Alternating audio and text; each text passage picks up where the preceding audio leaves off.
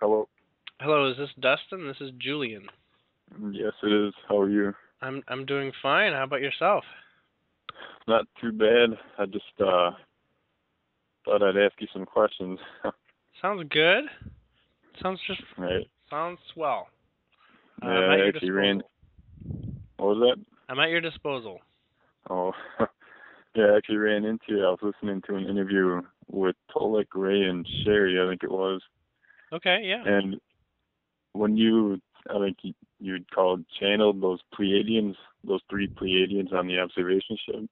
Yes. I thought that was incredible. Yeah, it's unlike anything else in my life that I've experienced.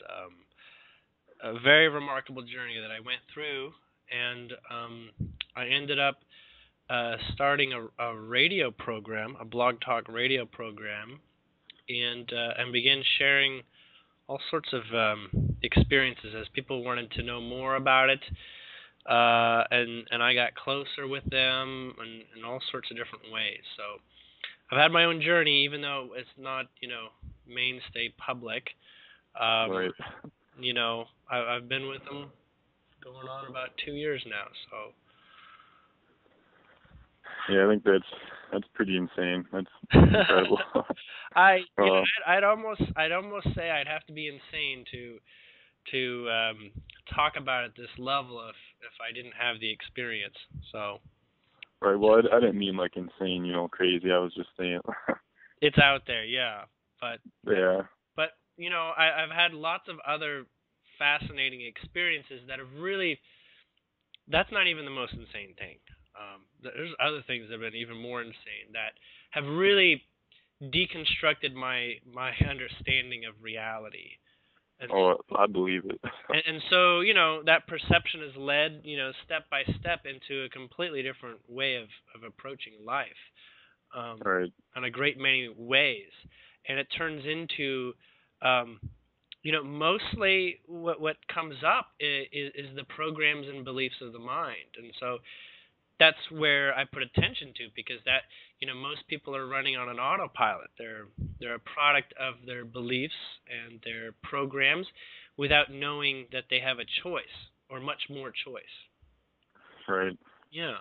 So was there specifics about that you wanted to talk about, or did you want to, Well, I guess I kind of got started on this whole journey. I'm relatively young yet. I'm only 19. Okay. Except, I've never felt like I've fit in, and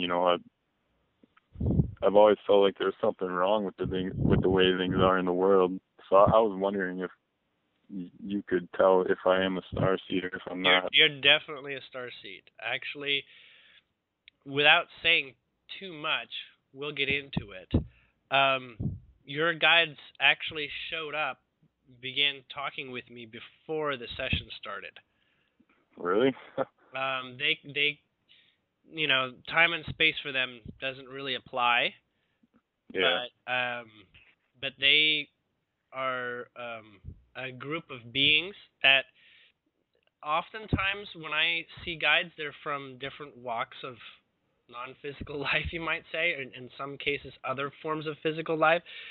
But there are two primary guides and a third sort of like guide. They're not in terms of how much influence or time that they spend with you, and these are all very specific starseed. Really? Yeah. These go are ahead. all actually Andromedans. Andromedans. Yes. They're kind of like the politically correct. If you look at Star Trek, they're like the Federation. They're like extremely diplomatic. They're very good speakers. Like if they were politicians, you'd want them to be politicians. Yeah. And they're very good at being neutral. They're very good at creating space for developments to occur in balance. So they're very good at establishing balance because they know inherently what balance is. your starseed nature is showing up in your DNA as of actually up to 5 years ago, more prominently 4 years ago. I'm being told the DNA that would be identified as Arcturian DNA, you've had it your whole life at just under 10%, but about 5 years ago it rose above 20%, became more noticeable, and about 4 years ago it got to almost 30%. Right now it's hovering around 38%. Just so you know, a starseed is someone whose DNA of emphasis is somewhere above 10%. Okay. So when that is present, you start to feel awkward in a world where people are not all starseeds. Yes. Yeah. And although, you know, as you were younger, it didn't appear that you were so starseed-like, you knew, you know, ever since you were a child that you've received awkward requests as to how life should go about, such as from your parents or your social environment. Yes. You knew these things, but you knew no visceral alternative. You knew how you felt, but the alternatives, you didn't have any relative background. A lot of starseeds are coming to place greater emphasis on potential ways of living based on the inherent way that they know how to live from the worlds that they have a lot of lineage connections to. So, to be clear, your soul is made up of, you know, thousands, hundreds of thousands of lifetimes. And so they don't all necessarily play a high contextual importance right now, but some of them do. It's kind of like picking your attributes and choosing when they'll develop, as they'll develop at different points in your life, you know, as needed, sort of like in order to play out what you intend.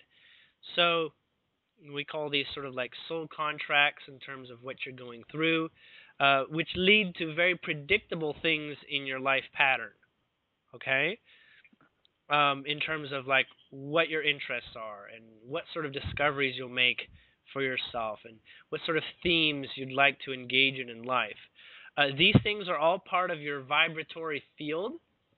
So if you're like a planet, right, we can call different things coming into, you know, orbit near your life.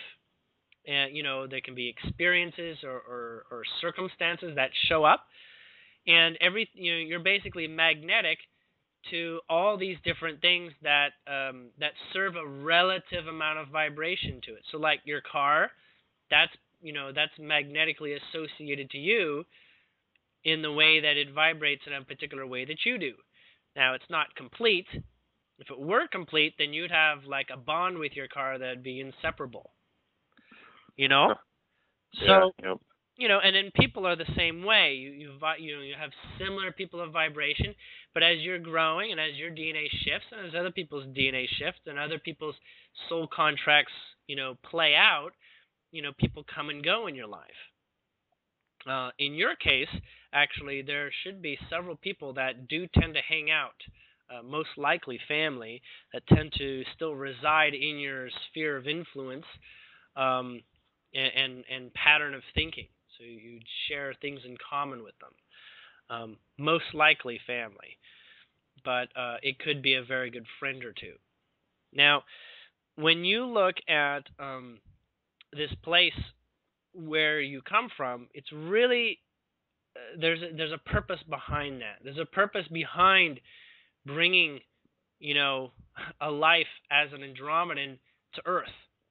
It's almost like Earth requested advanced life forms, and so the souls incarnated as human and played out through the rules being human to bring these alternate lifestyles here as requested. And that, you know, a lot of these lives have resolved conflict, have resolved, you know, warring natures and whatnot, especially the Andromedans. So the part that still wars within you is the counter vibration of a reptilian mind, which is by default is generally within almost all humans, the reptilian DNA. Mm-hmm. And that leads to that sort of fight or flight, survival of the fittest sort of nature. Now that, that's part of historic man in terms of survival in the wild. Even though there's a massive evolutionary gap between the apes and the humans, that's actually much more explained as seeded humans. Without getting into that sort of, history lesson or whatever, Yeah.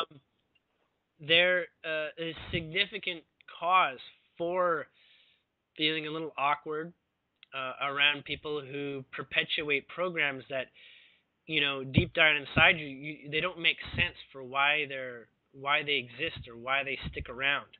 It's almost illogical in some cases. You're actually going to use the term illogical. You have feelings about them, but you can almost logicate why they really don't need to be around in your case. Yep. And that's a very Andromedan thing. They love discussing, they love philosophizing, but at the same time, they have great levels of respect, and that's a part of where you're looking around and wondering why respect is not inherent. Why people can be so disrespectful or so disconnected in some cases, not necessarily disrespectful, but so lacking in empathy between one another. Yeah. Yep. But, so the Andromedans are a telepathic race. They do have their own languages from planet to planet, but most advanced races, we'll call fourth and fifth dimension and whatnot, they operate on telepathy, which is an advanced form of communication that uses imagery and feelings and emotions associated with imagery. So it's a lot like analyzing your dreams. Have you gone down the path of looking into the symbology of things that occur during your dreams that you can remember? Well, most of the time I forget my dreams within 10 minutes. Right. Well, either way, it is a form of communication. Okay, so the literal sense of your dream is actually a bit more symbolic, right? So if you can actually remember it, think of it as you're going through it in a different kind of state of mind, in a different mind when you're in the dream, you're enjoying yourself or whatever. But when you come to a place where you begin to observe that you're sort of in the dream and you sort of remember a little bit, that's your other mind. That's your human mind sort of like visiting your other part of yourself in your dream. And so the context, you say, what? I just jumped off a cliff and nothing happened. It looks like I got shot and I didn't die or whatever. So the context is more symbolic. It's less literal. Because, well, without making it too complicated, they're actually real experiences. They're just happening in realms that don't have the same level of consistent rules as here in your mind space that you're talking with me in. Okay? So there are other worlds, but they don't have a grounding place. And a grounding place for us actually is Gaia. So what we have all in common is sort of like a starting point at which to work to create a consensus reality where we start sharing the same perceptions, okay? And that's Earth. Earth offers that, and it creates a presence of physicality for us. Now, in the dream space, the level of physicality is fleeting. It's short-term. It's circumstantial as needed. And the Andromedans live in physical ways too, but they have greater access to the value of the subtle realms, the mind realms, the realms of connection to spirit through your imagination and those similar types of experiences that you might only identify when you're meditating or have a hallucination or an acid trip or something. They're closer to that, and that's called awakening the pineal gland, because that is your sixth form of information to put into context, right? Yep. So without going too far in any direction here, I want to make sure that I'm following the line of questions you brought forward so that I don't get off track. I get too far off track because I can talk about anything for quite some time and ramble along. But this is your right. Well, it's all fascinating. It okay. really is. Let's see here. I got some stuff written down that I was gonna. Oh yeah. Well, so everyone chose to come here, right? Yes. Like through their higher self or whatever. And even from other lifetimes, physical lifetimes, that were aware of what it meant to be coming here. Right. Well, on one hand, I can understand why I came here. It makes sense to me. But on the other hand, it's like, when are things, really going to change? And would that be like the what everyone calls ascension, when this planet makes the shift up in a vibratory rate? So we're going to talk about two things real quick so that we can get some context or relative context here. First, there's your personal timeline, okay? And then there's what you call the consensus timeline. Like when I was saying, you're here grounded because of Earth. So Earth is holding, everyone around you's life in context, right? Yeah. So that's sort of like a stage. And it's multidimensional. It's not just the physical. There's other dimensions, there's other experiences. I mean, it's playing host to other life forms that we don't see. Everything from Agarthans living below the surface of the crust of the earth to the fairy realms that are not seen but still exist, including beings that are like elves and everything that you might find in Lord of the Rings sort of novels. So they all exist in other states of vibration. So they're not within our perceptible field. Yet, there are gateways. There's constantly gateways between unified realities. See, that world with fairies and elves and all that, it doesn't play well into ours because it involves a lot of things that are just so far off the beaten path of being understood, we'd call it magic, right? And so at one point, they did have interactions. Going back 3,000-4,000 years ago, they were much more involved in our world. But as humans developed their own sense of reality, they started creating a new definition, and so we'll call this the human conscious reality. There's Earth conscious reality, and then there's the human-made conscious reality, and that includes all the programs, from everything of learning how to walk to what money means, and the division of borders and politics and everything that's human invented, right? Things that animals don't talk about or give a crap about. Everything, down to the bricklaying and the roads that we've made and to how we've affected the environment. That's the human conscious world. And so there's a timeline with the human conscious world, there's a timeline with the Earth conscious world, and then there's the timeline for you. Now, the Earth conscious world is doing and existing always in balance. It may seem like it's out of balance when you've got earthquakes and you've got, species dying off and whatnot, and you've got, earth-shattering experiences that can be really devastating to people. But in fact, it's always moving into an alignment. And if this is what it takes to be in alignment with the human conscious world, then that's what it does. But the human conscious world once was, like as the Native Americans lived on Earth, they had a balance with nature. They had a balanced relationship. Now, I'm not saying that we're all meant to return to a Native American lifestyle, even though the Andromedans in particular would love that, since they're very, very similar to Native Americans in many ways. Yeah. But what is actually coming about is the evolution of the human conscious mind, where it recognizes the balancing capacity that Earth has to put us into balance and make us empowered. It's not like, Earth is here to kick off humans because they screw everything up. Earth is here as a setting. Like a mother doesn't, shoot its child if its child's being disobedient. It's just, tries to find ways to continue to nurture it, without trying to hinder its path of freedom and personal discovery. So there's that relationship. And if you know that you have a mother, if you know that mother is on your side, right, and you're able to fall into the fold of respect and connection, then you'll find that things start to work out pretty easily without doing a whole lot of things, like meditation and things like that. You start to find a way. But of course, if you go completely into Gaia's world while still occupying the human world, you can be considered a super tree-hugging hippie. And, many people will not be ready to associate with you because you're so far from the human conscious world, right? Yeah.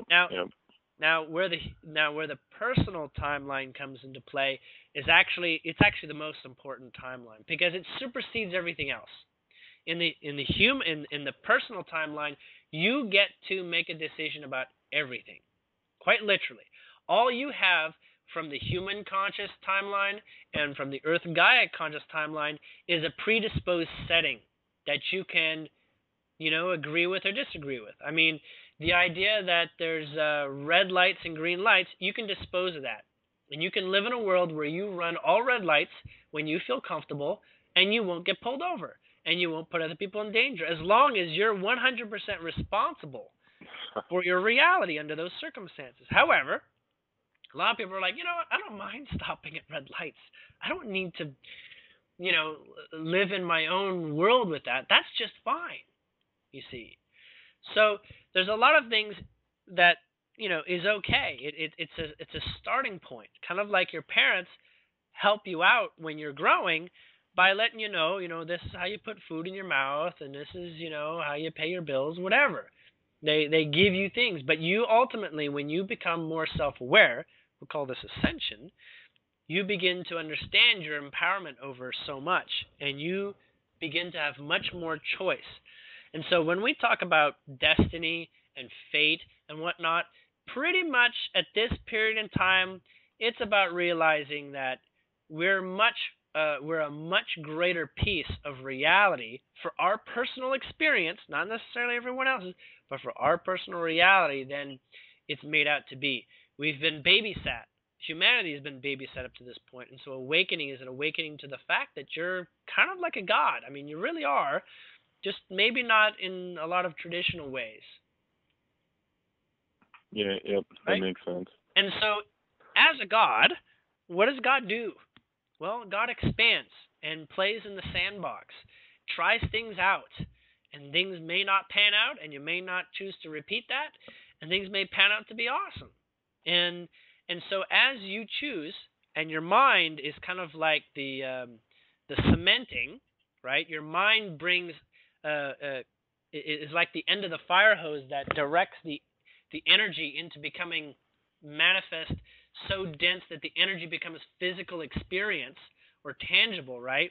The more energetic focus with your mind, the more that it becomes real, right? As long as you're not, thinking the exact opposite thing at the same time as thinking that the same thing. That's that sort of yin-yang. It creates balance where nothing really shifts because you're not really holding your attention in one way.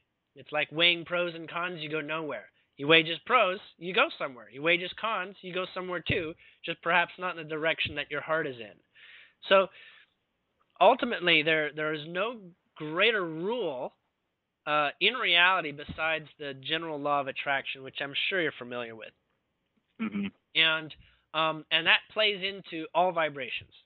So like vibrations, meaning vibrations of a similar nature find each other. And so all your manifestation has to do with is being a vibrational match to exactly what you're looking for. And so you explore when that shows up, or you explore how that shows up to give you an experience of something.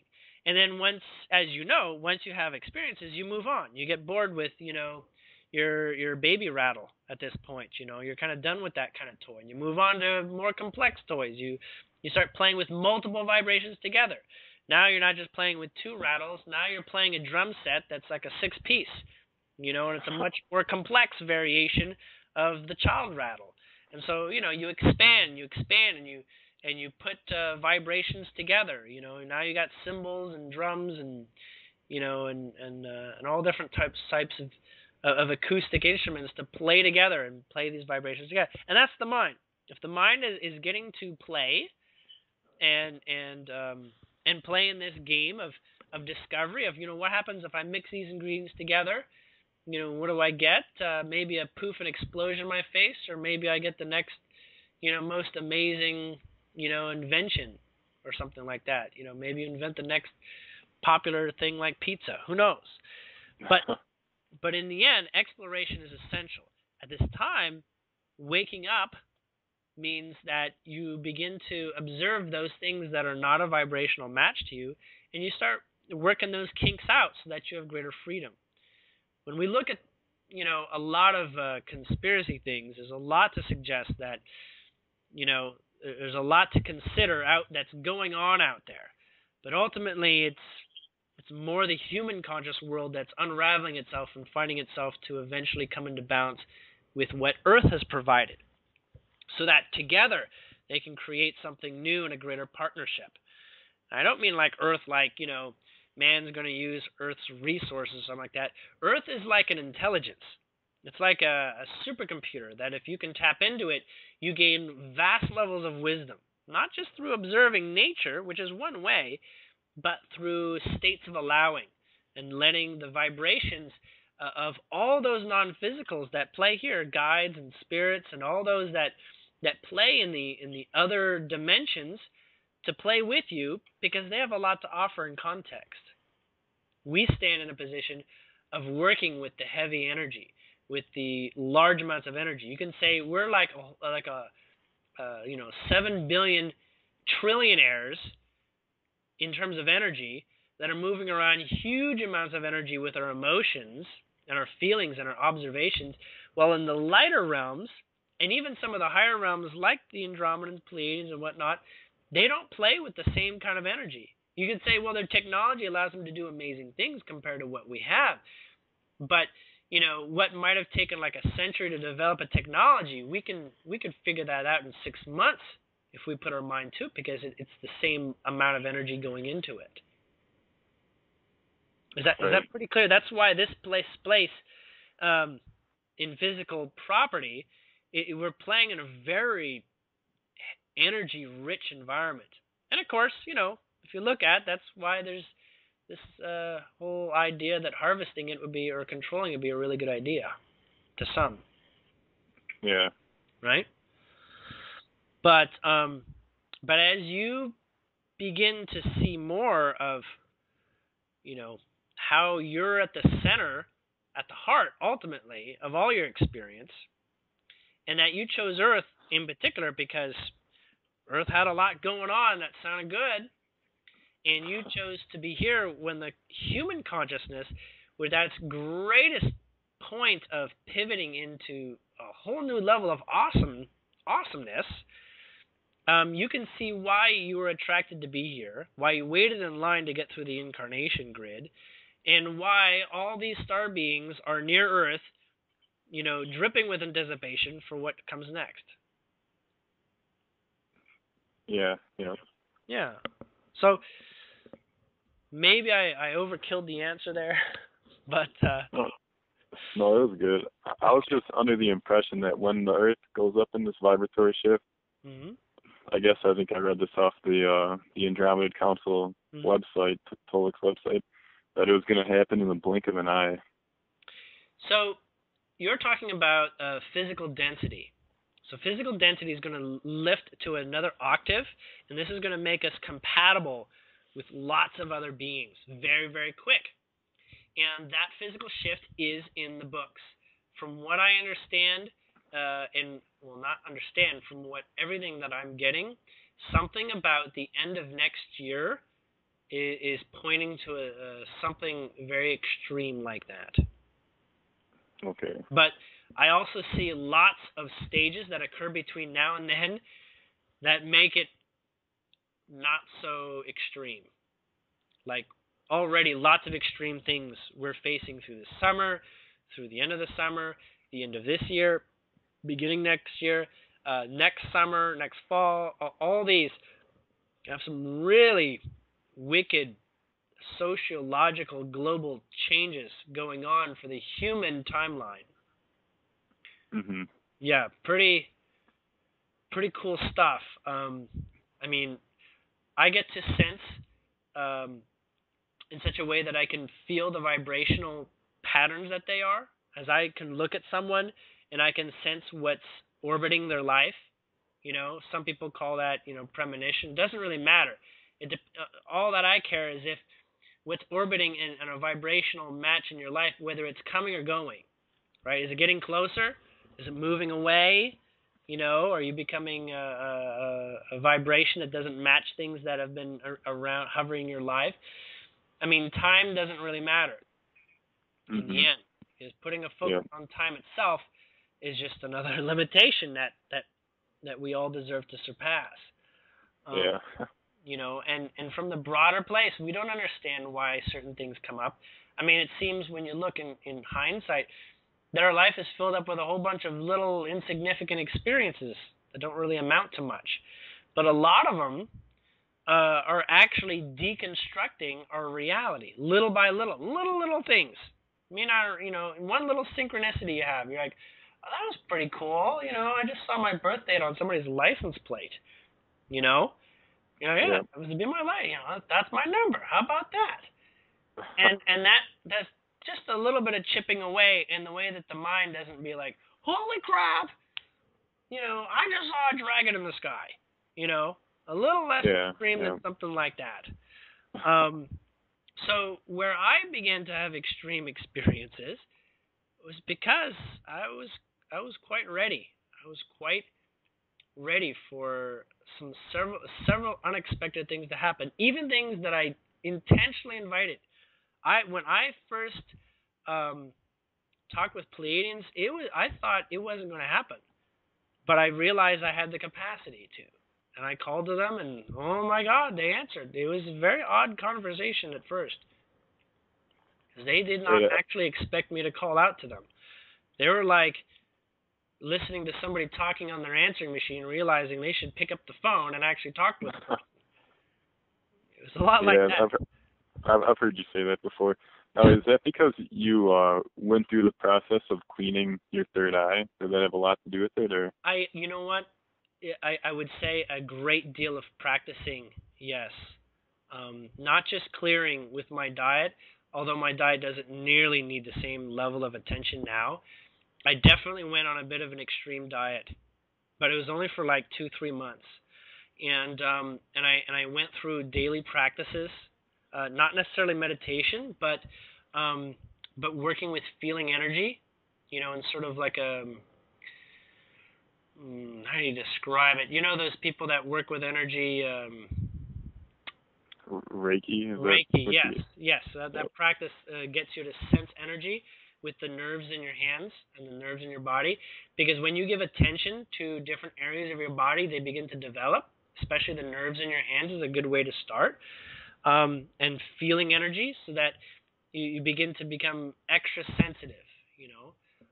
And there's lots of ways about that, but I did follow Michael Monk at first, and then found my own way and my own patterns after that.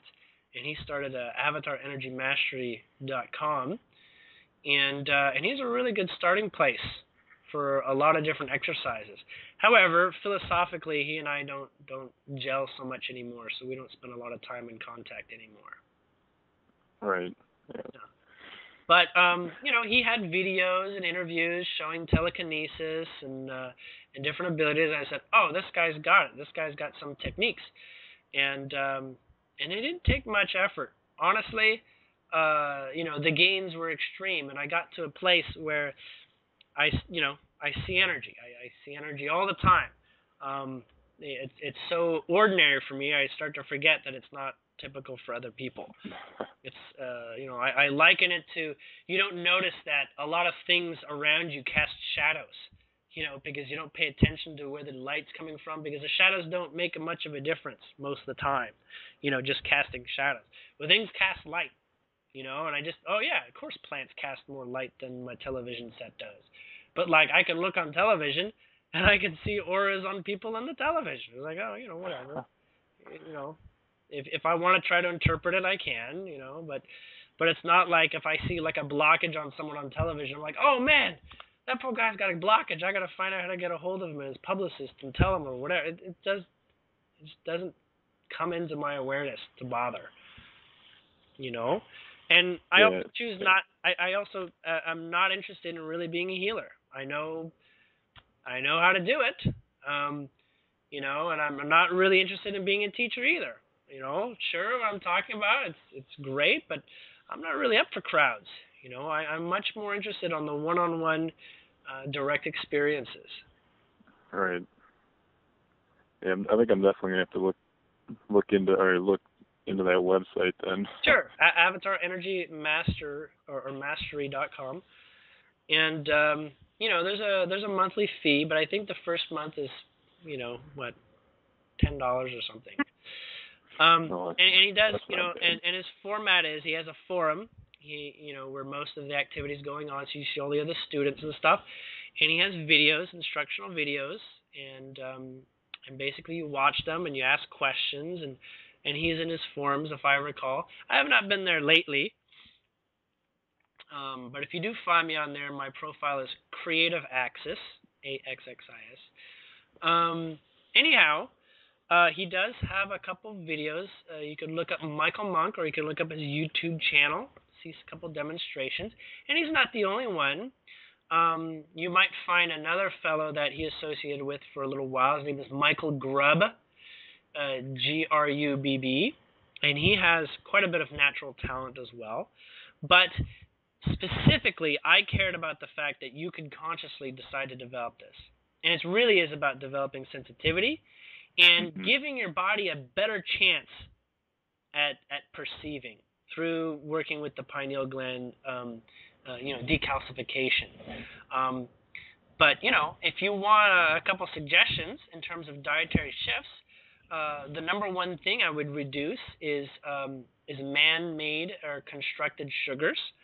So going to more natural sugars from like honey, maple, you know, sugar cane. You know, not the ones that have interesting chemical names, sucrose and things like that. I would drink a lot of distilled water, as that is the easiest way to detoxify your body at a relatively comfortable pace. So that's, you know, somewhere around half a gallon of distilled water. You can buy those in grocery stores, right? Yep. And the other thing would be to have a very, very high amount of green vegetables, and try to include lots of colors with your green salads. So that's like green salads with like strawberries, and with like you know, fresh lemon squeezed, and orange zest and lemon zest. So strong colors in there, without using dressing if possible. So you're trying not to add much salt at all, and most dressings come with salt. So if you can do dressings without salt, then that's ideal. So you can do like you know, vinegar and olive oil, you know. Yeah. And calories is not an issue. However, a lot of red meat proteins tend to come with a lot of toxicity that is generated by the alarmed animal when it dies. So food that has less toxicity is more like, you know, more well-treated animals, you know, especially kosher meats. The way that the Jewish prepare and kill their animals is a lot healthier. There's much less anxiety toxicity, right? It's basically, think of like a person who's scared out of his wits, in super pain, tons of adrenaline, and that adrenaline has no way to dissipate because the animal dies. There's no pulmonary system to clear that from the muscular system, and you're eating that. So you end up with, you know, these tremendous amounts of hormones and chemicals that don't get to be cleared. However, when you're a conscious creator, you can adjust all your food. You can bless it and shift it right in front of you, almost in a way that you can imagine it changing in front of your eyes. But part of, you know, the conscious human programming is that you keep a lot of things visually intact.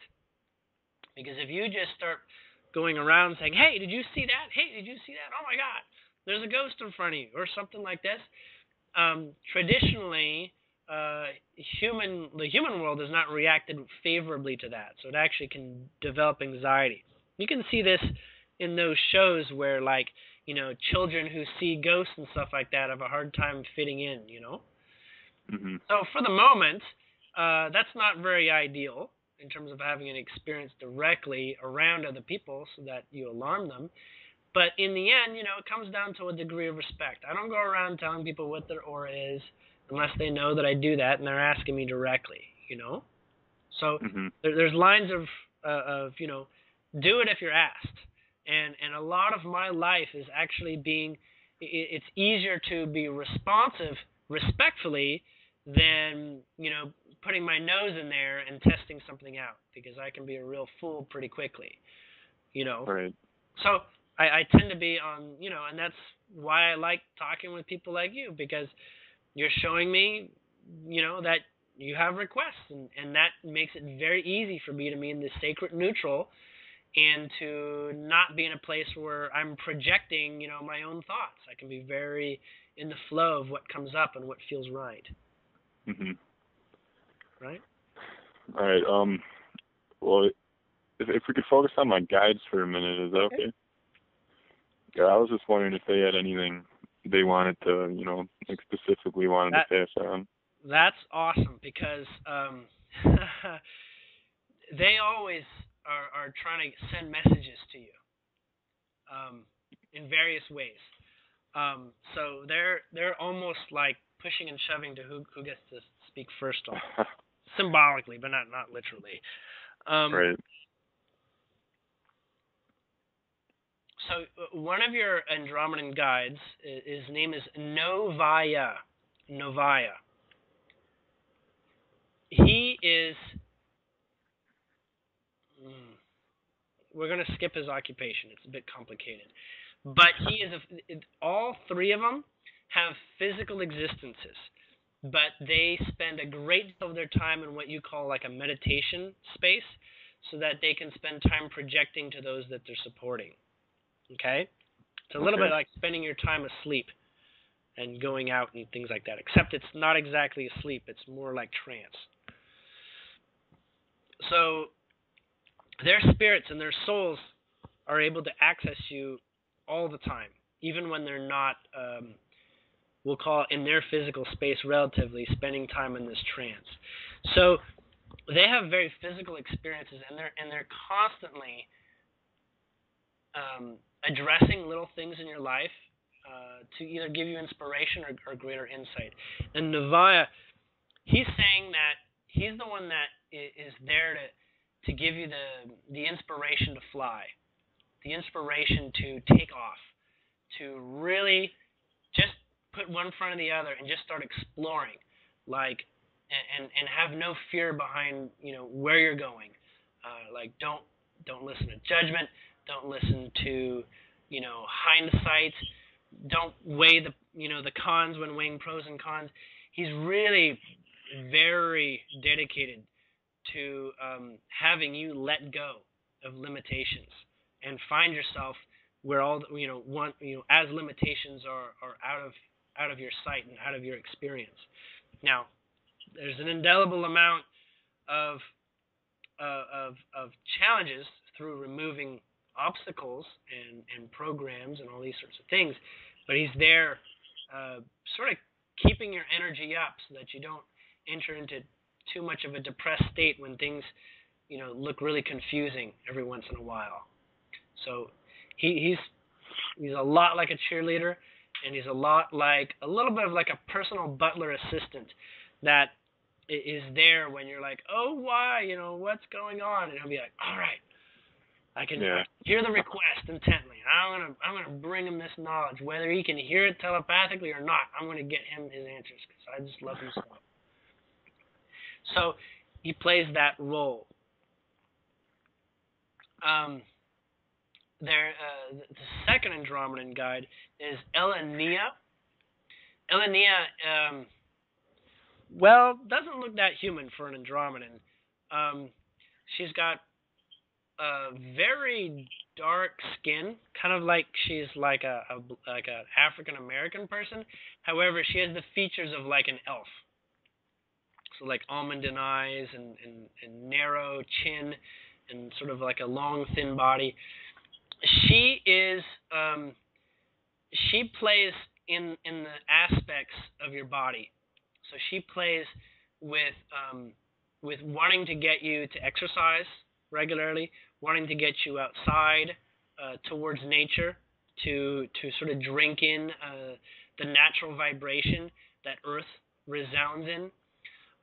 She's particularly interested in you evolving your music habits, your listening to music habits. She's been wanting to get you to listen to classical instruments, not necessarily classical music, but like old traditional acoustic instruments, you know, like the horn, violin, piano, and whatnot. Yep. I don't know if you realize your attraction to those things yet, but those will settle you pretty quickly when you're in an alarmed place.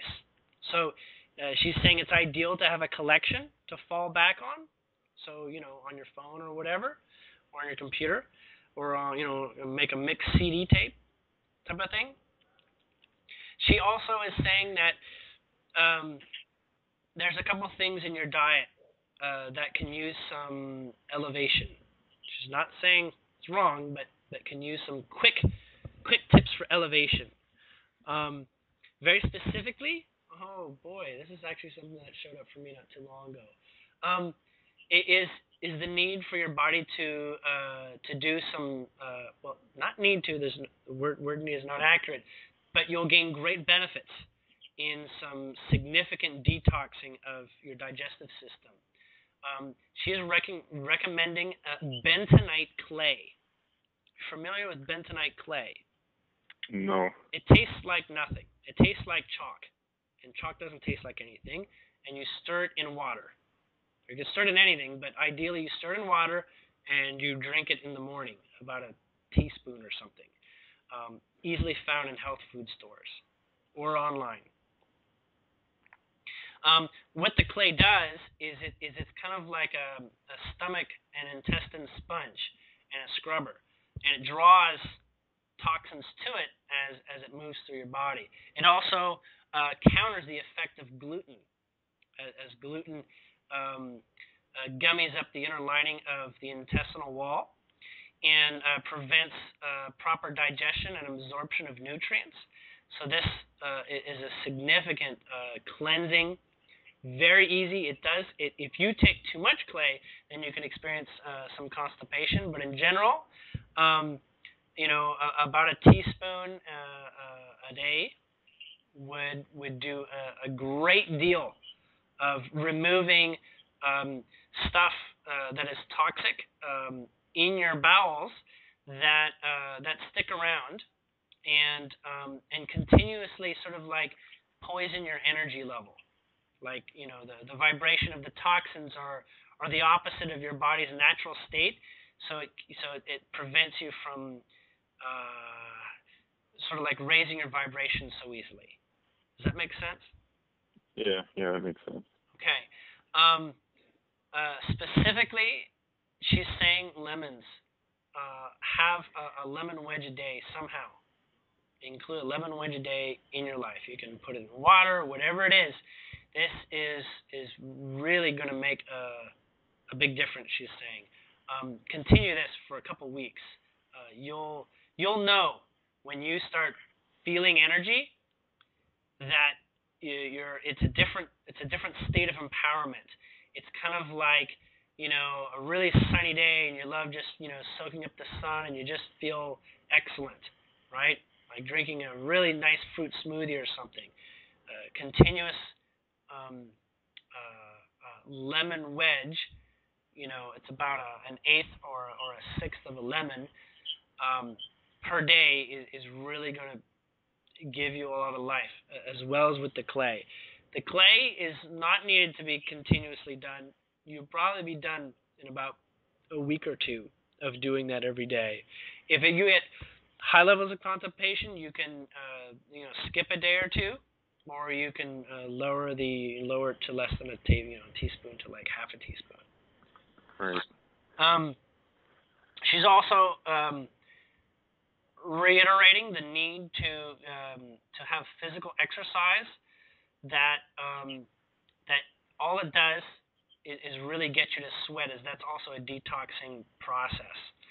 So the sweat comes out your pores, and make sure to remove the sweat that dries on your body. So that just basically means a shower after any kind of sweating experience, right? Okay.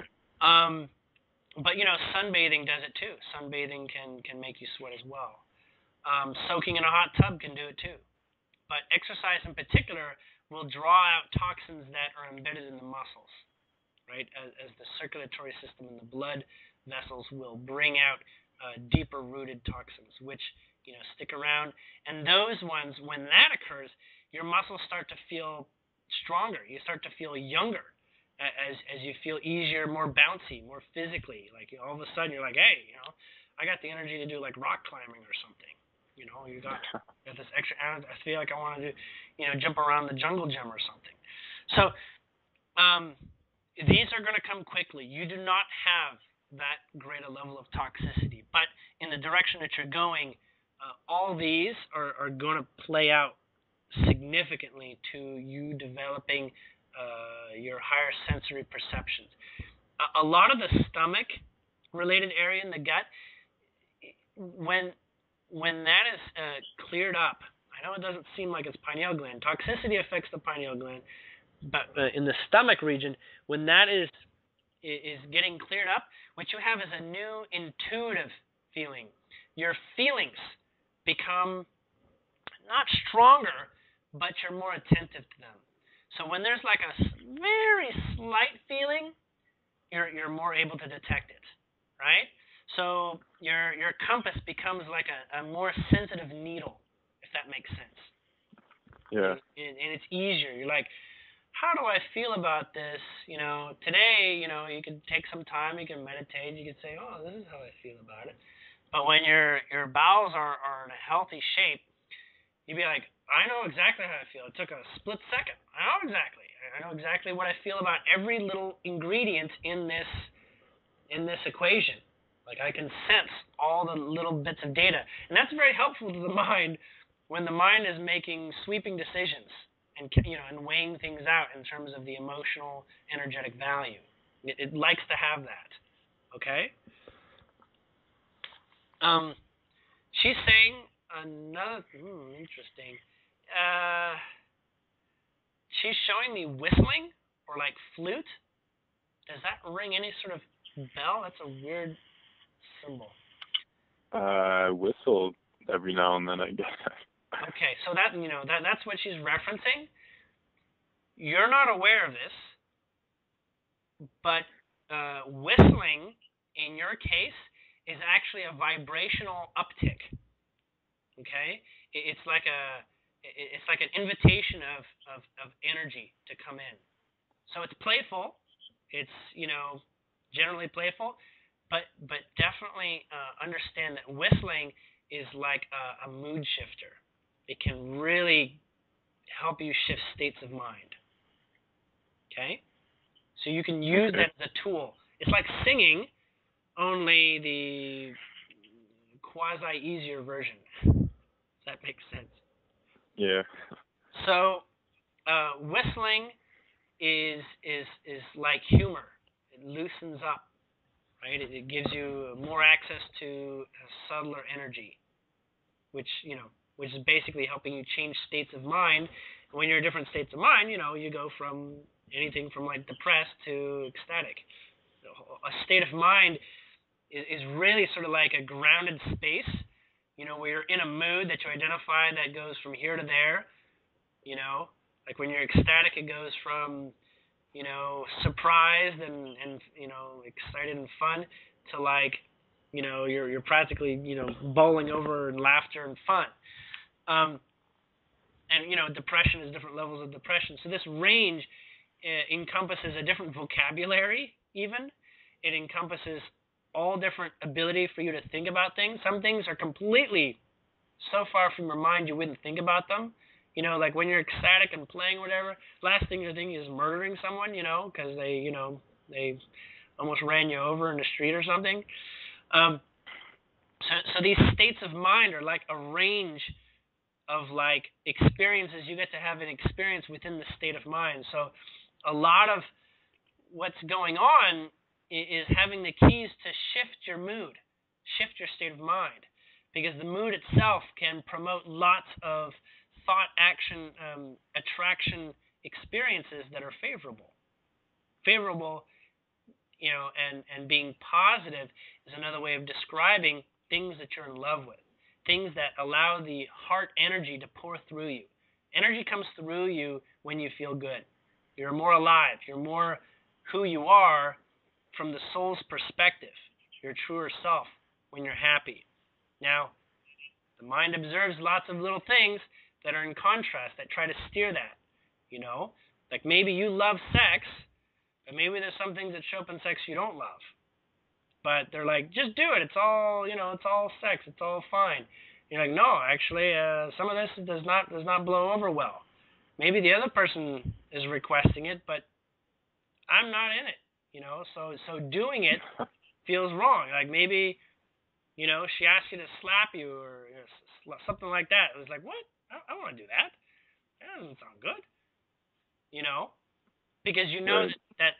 that there's sort of like a weird program. Like, why would you want to be slapped when we're together and it's intimate and it's loving or something? So that's just an extreme example to get you to understand that there's sometimes programs that slip in where you're in love and where there's a lot of energy to try to make it less energetically aligned. Does that make sense? Yeah, that makes sense. Yeah, it's unfortunate, but you can go through that and sort of sort that out as you have a greater sense of closeness with your feelings and your emotions. As you know, no, never mind. We're running low on time. I wanted to get to your third guide.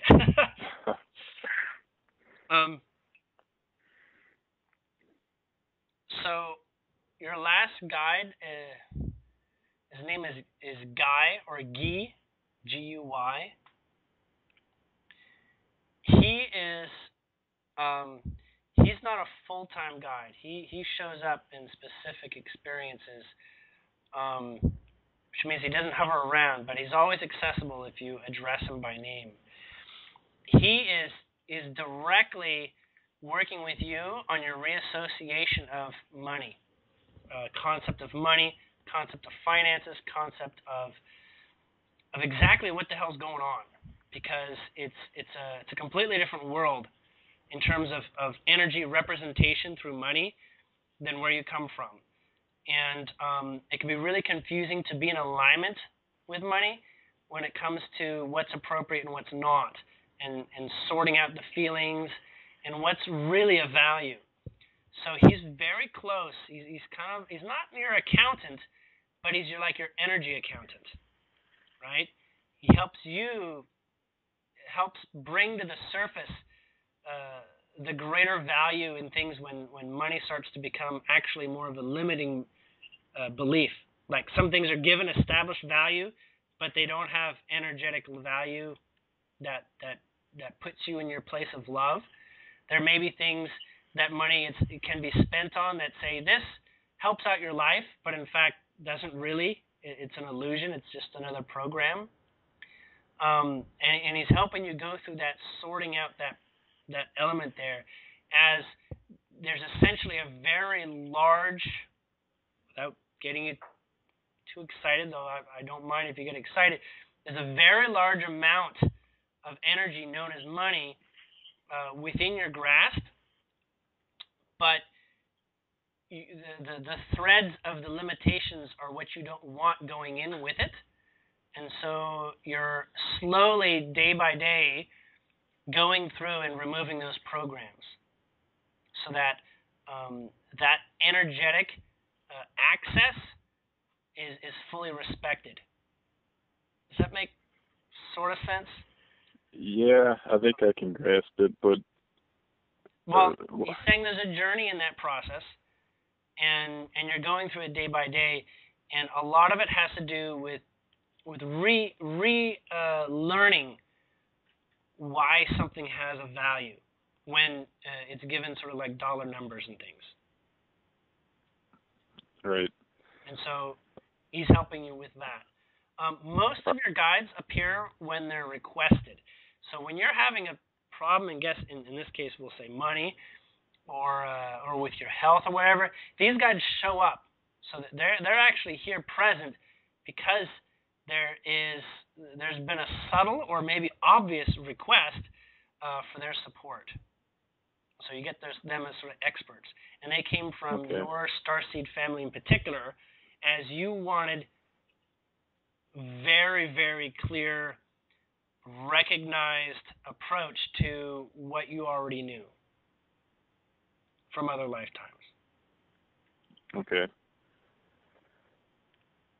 Now, did you have any questions up to this point? Well, I was kind of confused. Yet, okay. My third guy, Guy was his name, right? Yes. He said that I don't know if this is exactly your words, but potentially there's a good amount of money within my grasp, something along those lines. Yes. Whether you see it or not, you're standing within months of something extreme. If you find your way to be in alignment with it.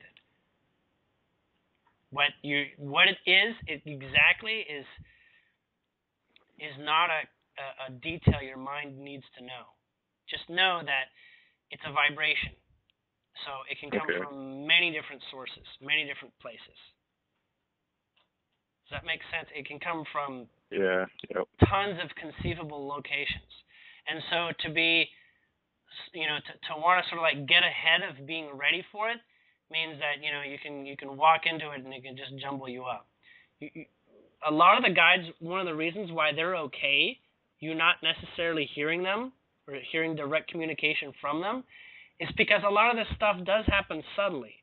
And a lot of your mind would get really bogged down with some of the communication because you're not exactly practiced in holding a neutral state of mind, which comes from, practicing meditation, through, practicing lucid dreaming, and through, addressing guides or spirits when you're not already in a bundle emotionally. Okay. Yeah. But you can definitely develop the ability to feel guided by them in a moment to moment when you start addressing them by name, and when you choose a calmer state of mind. So that's like deep breaths, slowing down the heart rate, and and sort of clearing yourself of whatever emotional stigmatisms you might have, maybe for that day or whatever, so that you can really relax and be very neutral, so that you can allow great potential. It's like clearing a space with nothing, with no associations of what could come, and then the greatest potentials appear when there's really an open space. Because a lot of the times, you're asking them for help, but they're bringing stuff that your mind doesn't already know. So your mind has to be in a letting go space to allow the unknown to be perceivable. And sometimes you call this your imagination, like, oh, I just had the craziest idea, But oftentimes it's those that are helping you that get you there.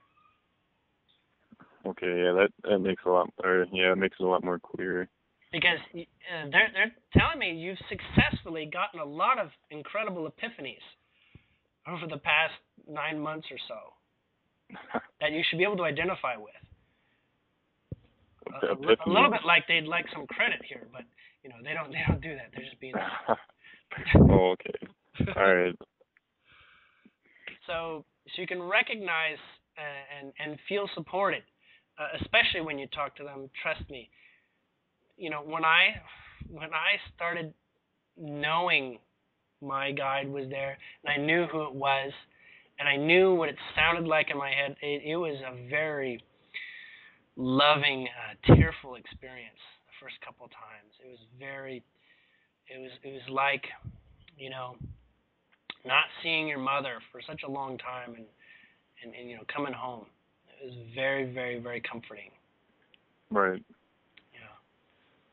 Yeah, your guides are the Sun and Gaia, right? Yes, those are my two primary contributors to to the crazy stuff that goes on in my head. Yeah. Sun less so, Gaia more so, but Sun tends to just show up and knock my door down.